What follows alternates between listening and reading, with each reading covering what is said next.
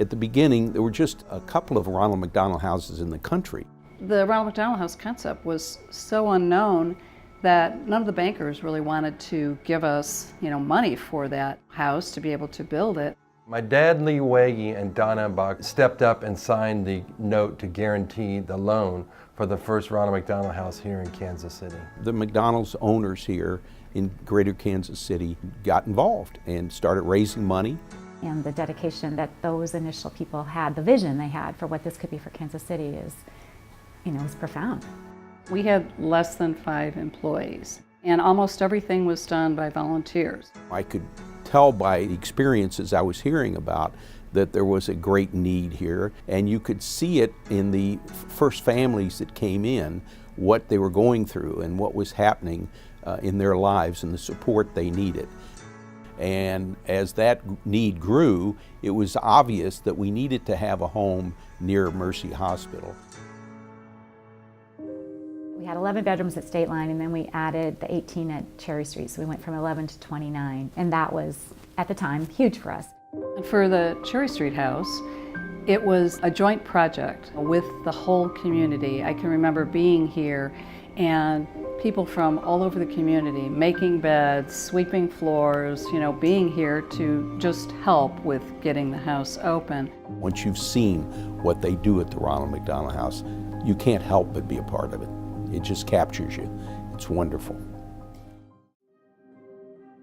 When the family room concept came around, Dr. Wardy was president of the board and I was vice president. So we took the board around and brought them to KU Med Center and to Children's Mercy Hospital and said, what is it that we can do for these families? Parents of children that are critically ill need to be very close to those children, not across the streets, not several blocks away. They need to be within a call from that child, a call from that nurse. So we wanted a place where they could go get a meal, take a nap for an hour, but still, again, be within minutes of their kids. And so let's have all the resources of the Ronald McDonald House, but closer to the children within the hospital. And that's where the whole concept of the family room comes about.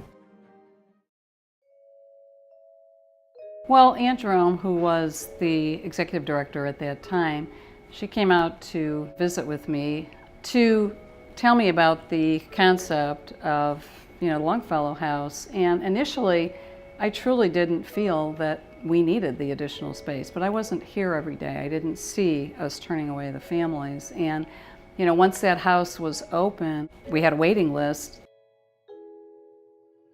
3, 2, 1.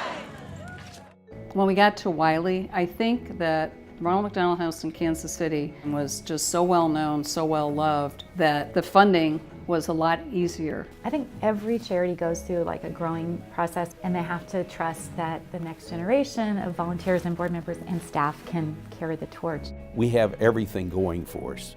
And the more people are aware of it, the more they see it, the more they become involved, the more they want to help it. The future of Ronald McDonald House is going to go wherever there's a need. We have many more families that are in the hospital and many more families that are utilizing the resources of Ronald McDonald House. We have a budget that far, far exceeds the budget that we had in the past because the needs are greater. But I think the bottom line is we're still there to do one thing, and that's to help families and help kids. And that will never change. That's the way it was in the past, that's the way it is now, and that's what will be, again, the focus in the future.